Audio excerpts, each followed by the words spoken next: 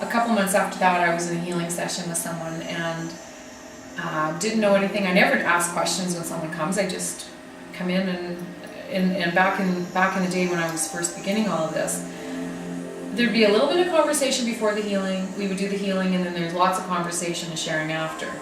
But this particular time I really didn't. The person just got on the table and we did our work, and midway through I got stopped because I was told to go and get a piece of paper and I didn't understand. But I never, by now you must realize I don't question anything. I just go, okay.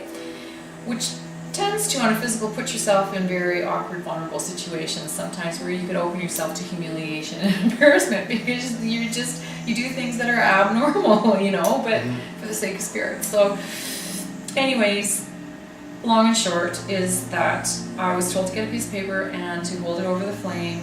I'd heard about this stuff before, but I mean, certainly nothing I'd ever experimented with.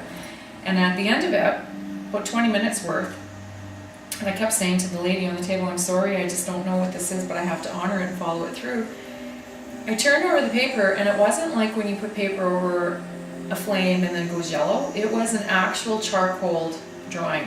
And I would love to say I'm an artist, but that would just be ridiculous. Anyways, it was like a portrait sketch in charcoal of a woman's face, probably to about here, and in the heart was a dove coming out. Like, it was ridiculous. I didn't have to think twice, nor did she, and she started crying, and she said, that's my mom, and today is the first anniversary passing of her, like, and I mean, that's the kind of stuff that happens that I could never predict or make happen. And interestingly enough, at that point, I went into just a bit of silence, and something came through.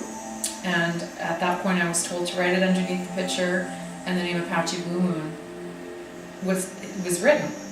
And so, at the end of all of this, I realized that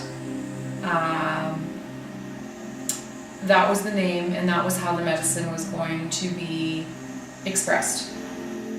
And many people out there, you know, speak through other spirit entities for the sole purpose of communicating spiritual knowledge to us human beings. And I mean, call it channeling, whatever. I just, you know, I would rather look at it as the fact of, instead of making it sound ooga booga, you know, like kooky, that it is real, and our whole purpose here is to be able to open up and trust enough that there is a higher dimension, there is a higher communication, and all of us can actually open up and clear, which is a freedom wake, to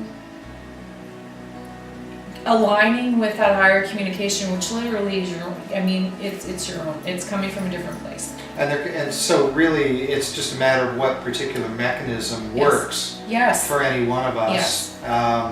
Yes. You know, I mean, for some people it can be as simple as meditation. Meditation can be as simple as, and meditation in itself can be oming and sitting in the lotus position, or it could be grabbing a cup of coffee in the morning, putting your feet on the ground and saying, thank you for the day, which is what I do. That's my meditation. Quite frankly, I'm in a meditative state up until this last little bit where I've been descended into a different energy, a lower frequency of energy in order to really dabble in physical stuff that I normally never would. But up until that, I'm normally in a meditative state 24/7, which is why I get feelings and messages all the time.